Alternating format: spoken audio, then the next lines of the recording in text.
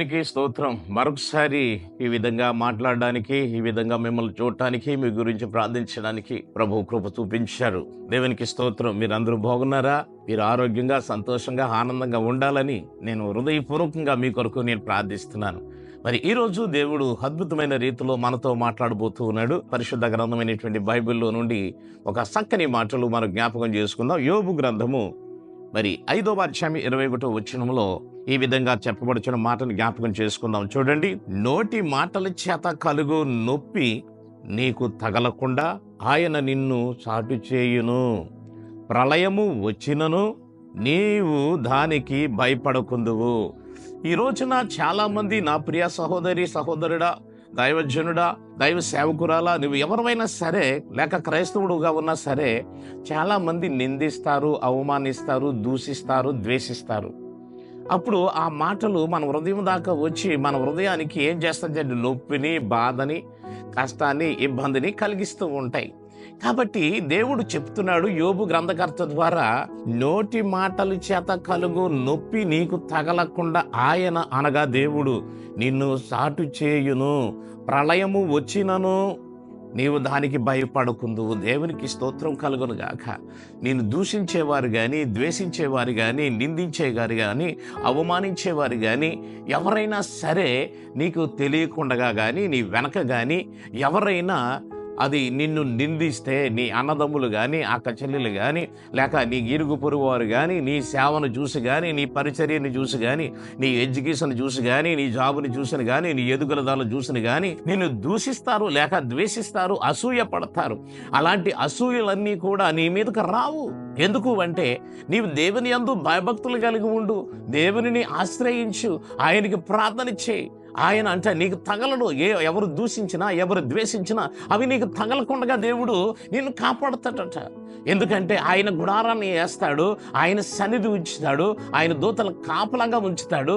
అంతేకాదు, ఆయన కృప నీ మీద ఎప్పుడైతే ఉంటుందో అలాంటి ద్వేషపు మాటలు లేక ఆ నోటి మాటలు నీకు తగలకుండా ఆయన కప్పే దేవుడు, లేక కాపాడే దేవుడు, నిన్ను అంటకుండా చూసే దేవుడుగా ఇక్కడ ఉన్నాడని యోబు గ్రంథకర్త తెలియజేస్తూ ఉన్నాడు. అంతేకాదు, కీర్తనల గ్రంథంలో 31వ కీర్తన 20వ వచనంలో చూడండి, మనుషుల కపటోపాయములు వారి నంటకుండా నీ సన్నిధి చాటున వారిని దాచుచున్నావు. వాక్యులమును మాన్పి వారి గుడారములలో దాచుచున్నావు. దేవునికి స్తోత్రం. కపటోపాయములు అంటకుండా, చూడండి ఇక్కడ ఉన్నటువంటి మాటలు, మనుషులు కపటోపాయములు వారి నంటకుండగా నీ సన్నిధి చాటున వారిని దాచుచున్నావు. ఎవరైతే దూషించబడుతున్నారో, ద్వేషించబడుతున్నారో, దేవుడు అంట, కీర్తనకారుడు చెప్తున్నాడు, ఆయన సన్నిధిలో దాస్తూ ఉన్నాడట.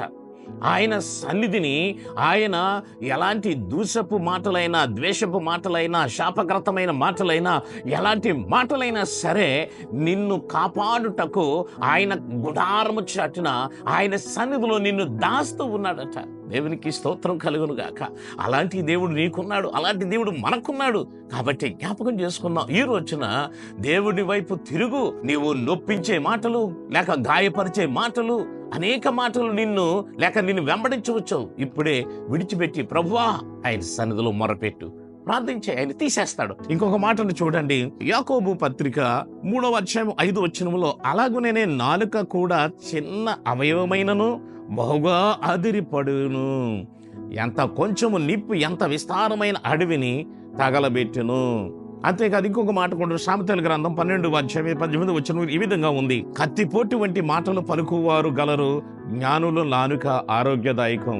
అలాగే కీర్తనల గ్రంథంలో 55వ అధ్యాయము 21వ వచనంలో చూడండి, వారి నోటి మాటలు వెన్నవలే మృదువుగానున్నవి, అయితే వారి హృదయములో కలహమున్నది.